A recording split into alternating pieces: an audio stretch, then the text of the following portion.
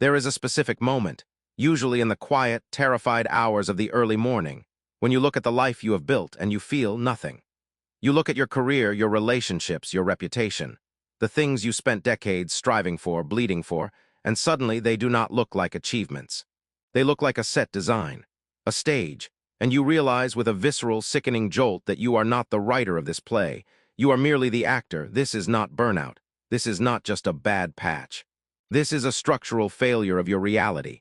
It is the terrifying suspicion that the person you present to the world, the person you call I, is a fabrication.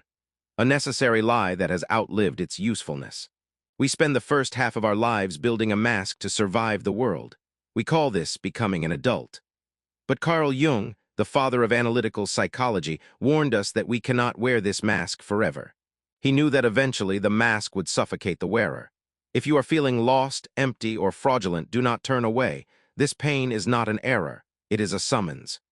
You are entering the most dangerous and most necessary phase of human existence, the collapse of the persona, the architect of the mask. To understand why you feel like an imposter in your own life, we must first understand why you built the lie in the first place. Carl Jung borrowed the term persona from the Latin word for the masks worn by actors in antiquity. In the Roman theater, the mask allowed the actor to project a specific role, a hero, a villain, a god, so that the audience could understand the character's function in the story. In psychology, the persona is the social face the individual presents to the world. It is a complicated system of relations between individual consciousness and society. It is a kind of mask, designed on the one hand to make a definite impression upon others, and on the other to conceal the true nature of the individual. We are not born with a persona. We are born whole but helpless. Very quickly, the child learns that total wholeness is not acceptable. When you cried too loud, you were shushed. When you were too aggressive, you were punished.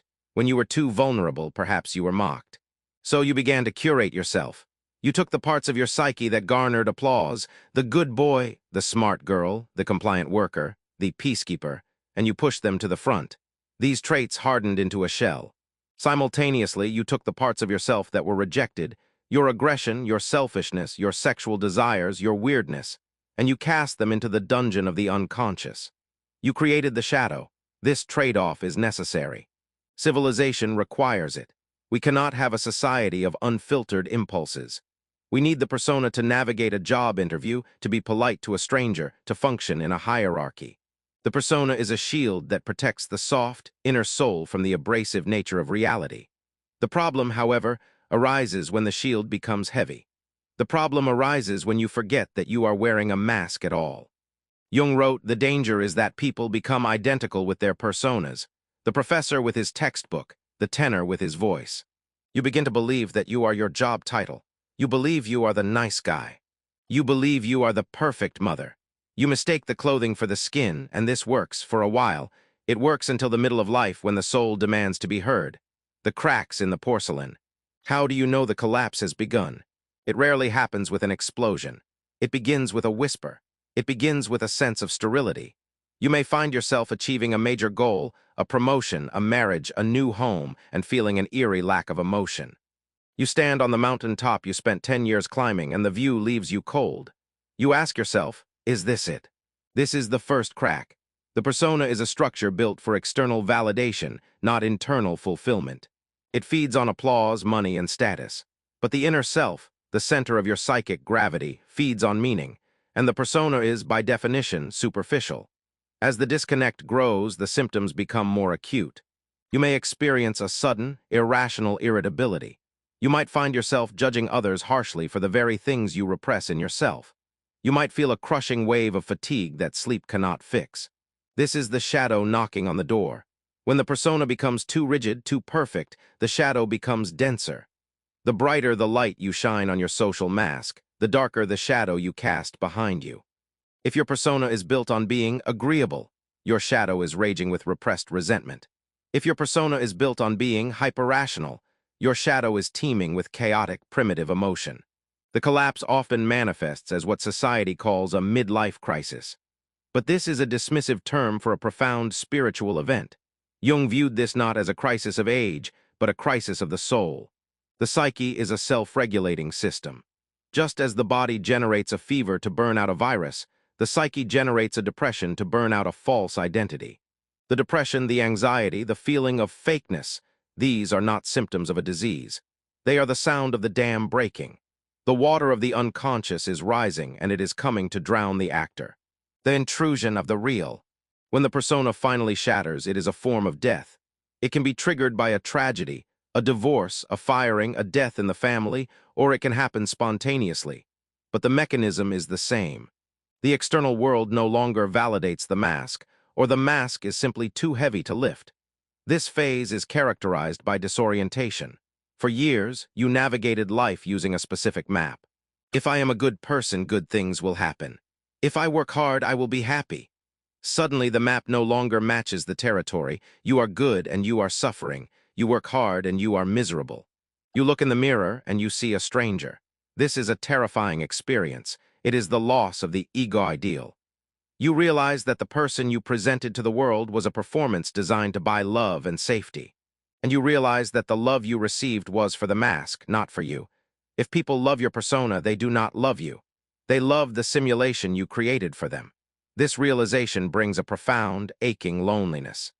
Jung compared this phase to the alchemical stage of Negrito, the blackening. It is the decomposition, the rotting of the old form. During the collapse, you may feel an urge to burn your life down.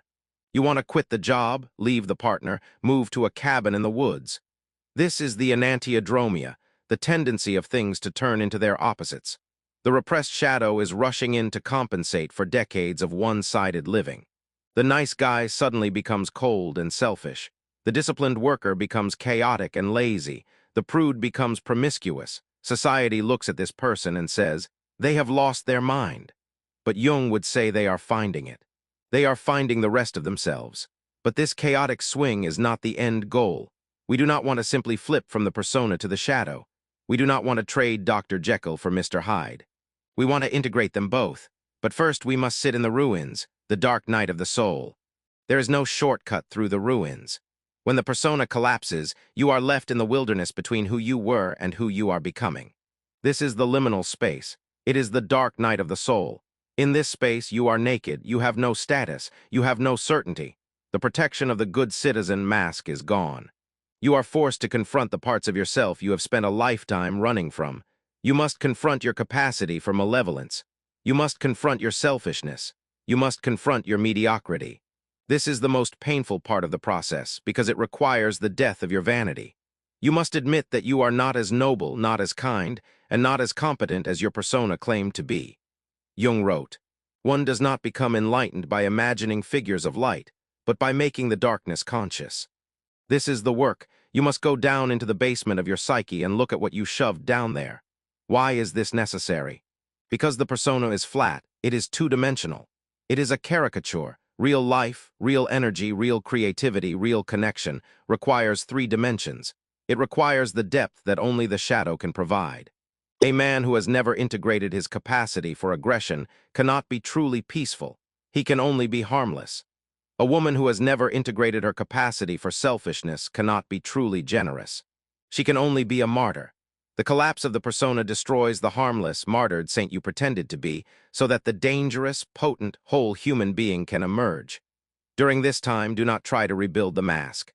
Do not rush to find a new identity to cling to. Do not replace the corporate executive mask with the spiritual guru mask. That is just swapping one prison for another. Sit in the emptiness. Let the silence speak. It is in this silence that the self, the archetype of wholeness, begins to whisper. The birth of individuation. If you can endure the heat of the collapse without running away, something miraculous happens. The metal of your soul begins to temper. This is the process Jung called individuation. Individuation is the shift of the center of gravity from the ego, what you think you are, to the self, what you truly are. When the persona collapses, you stop living for the audience. You stop asking, what will they think of me? And you start asking, what is true for me? You begin to recover the gold hidden in the shadow. From your repressed aggression, you recover the power to say no and set boundaries. From your repressed selfishness, you recover the ability to practice self-care and self-respect. From your repressed vulnerability, you recover the ability to truly connect with others, rather than just performing for them. You realize that you do not need to be perfect. You need to be whole. A whole person is terrifying to a society that demands conformity. A whole person cannot be easily manipulated by guilt or shame because they have already accepted their own darkness. They know who they are. The persona does not disappear entirely. You still wear a mask to go to the grocery store or to navigate a business meeting.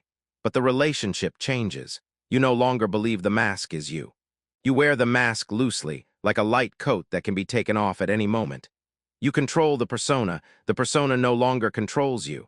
This is the definition